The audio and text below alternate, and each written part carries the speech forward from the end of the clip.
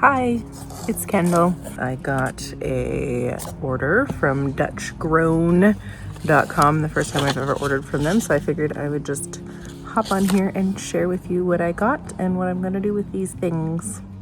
So let's take a look at the backyard where we will be planting these roots in a container. There it is right there with the red arrow. This is an EarthBox self-watering container that I have set in this brick patio area of my backyard. This is a nice shady area. I have pretty easy access to water there if I need it. And I like using these EarthBox containers because they have a water reservoir in the bottom, and that can help it so that I am not killing these brand new baby plants. You'll see me here filling out plant tags for all of the roots that I am unpacking. I went ahead and did this first because I don't want to stop in the middle of planting things when I have messy hands, but also because it's helping me get a sense of how many roots I ordered and if I can fit them all in this one container, and if so, where they will go. So I've arranged some geraniums along the top and some other roots around the sides. Here is the first lily root we will be taking a look at. I ordered 3 of these, so this is the first of 3, and this is a kind of a double lily called a rose lily. That's what the lily bulb looks like. And this is nice loose soil. It's just bagged soil that I bought from Lowe's called Pacific Northwest's Own. And I can get that delivered easily, so I've been using it a lot. Here is the second of the 3 lily bulbs. These lily bulbs look okay. They have a few spots on them in different places, so they could look better, but I got them on sale, so I'm assuming they maybe are at the end of their season or they've been sitting around a little while, and they look good enough to plant. So here's the third and final rose lily bulb. These bulbs cost around $4 a piece, so they're still pretty expensive even when on sale. Now that those are tucked in nicely, we're going to move on to some Potentilla roots. I've actually never planted Potentilla from root. All the rest of these things I've planted from a bare root before, so there's a little picture of what that's going to look like. Hopefully this root looks pretty healthy with a lot of growth points on it there. I think I'm going to hold it up so you can see it.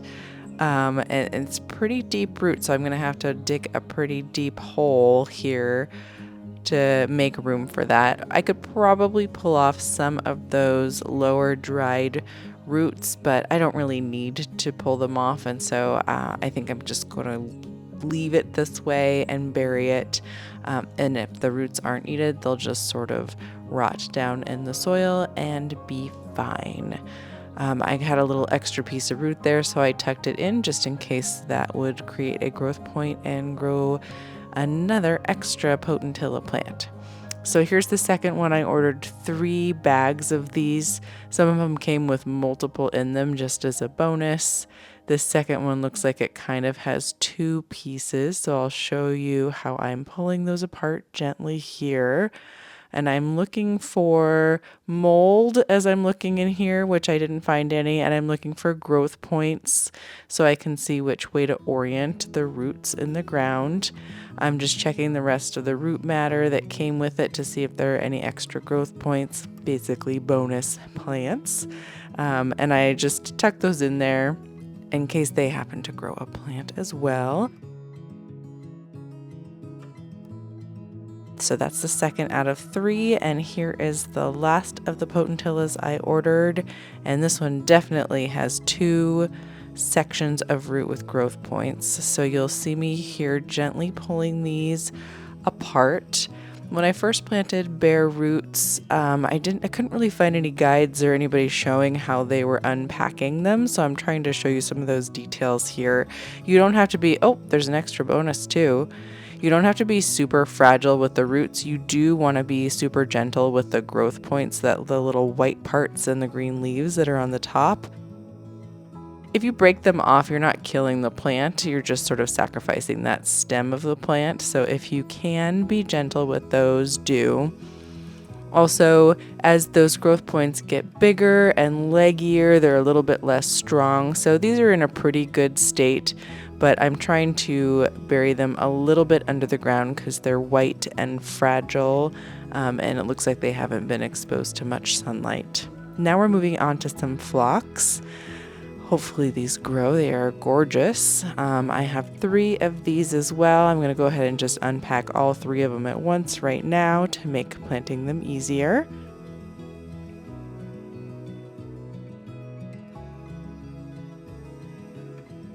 Just showing you how I wrote my plant tags. I wrote how many there were just so I can keep track later when I'm digging them up to transplant them into the garden.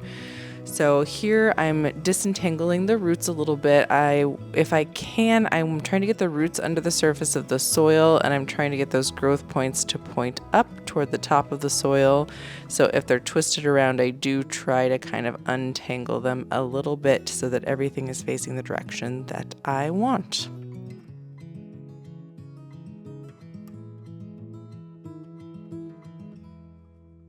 Here's the third one. This one was super wrapped up and twisty. So I'm going to go ahead and show you how I'm gently trying to find the end of that and untwirl it.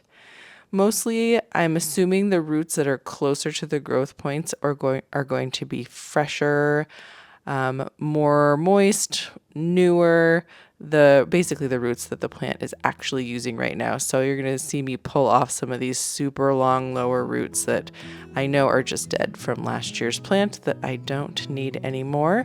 And I'm taking a look to see if I can split that root apart into 2 different plants, but it was one big chunk just with a bunch of growth points coming from the top.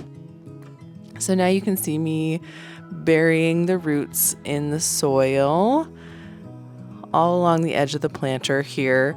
I'm not being super careful. This is sort of an intermediary step before they go into the garden. Instead of planting all of these roots into individual containers, it's much quicker for me to go ahead and just put them in this EarthBox container and quickly plant them and let them start to establish new roots.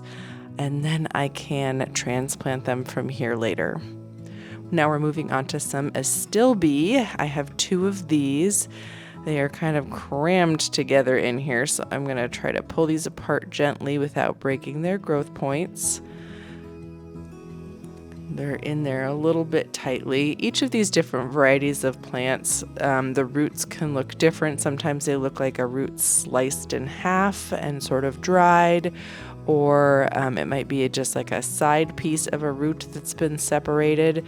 This one was a lot chunkier than the other roots, so I'm just sort of trying to pull it apart and loosen the roots a little bit and remove some of the dead matter on the bottom because there was just a lot of root mass on this one. But it does look like it has some very healthy growth points on the top. And I'll go ahead and get these in the planter right here. This one was much more of a big chunk of root and not a bunch of little roots coming off of that. So I'm just trying to orient it right now, thinking about which way I want the roots to go down and which angle will be best for the growth points.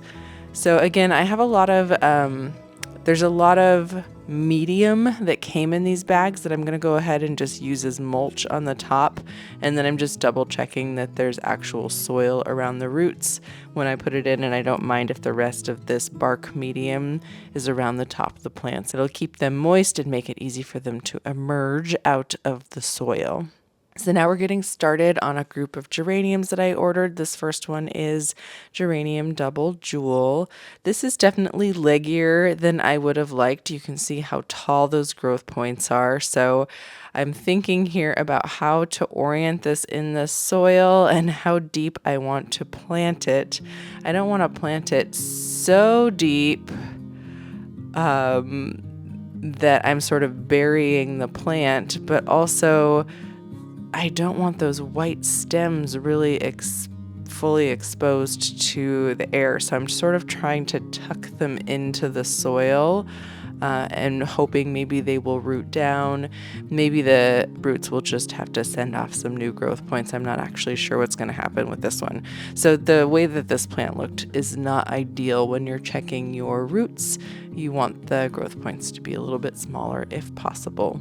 I think this was the leggiest one that I got, so I'm just sort of fussing with that, trying to cover up the white stems.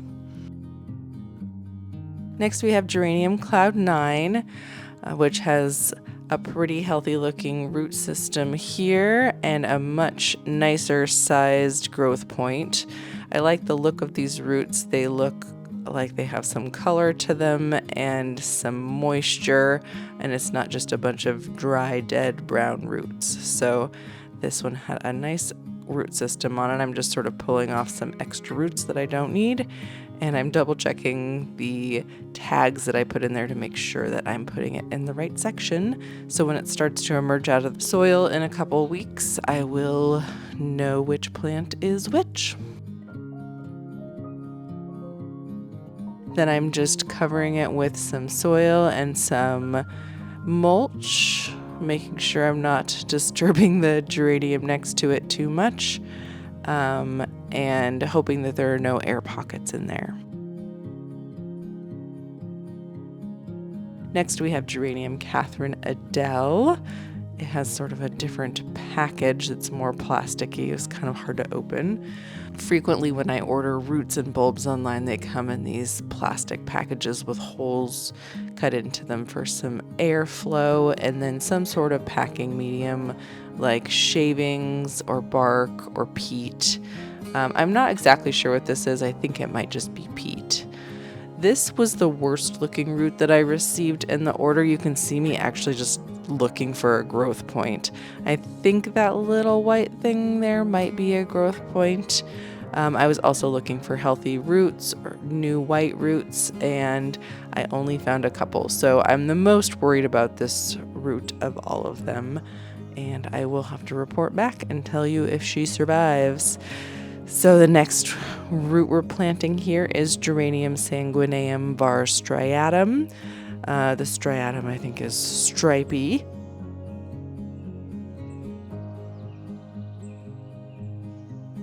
This one had quite a different structure, more like a tree limbs with little sprouts coming off the end. I was thinking here if I should separate these into different plants.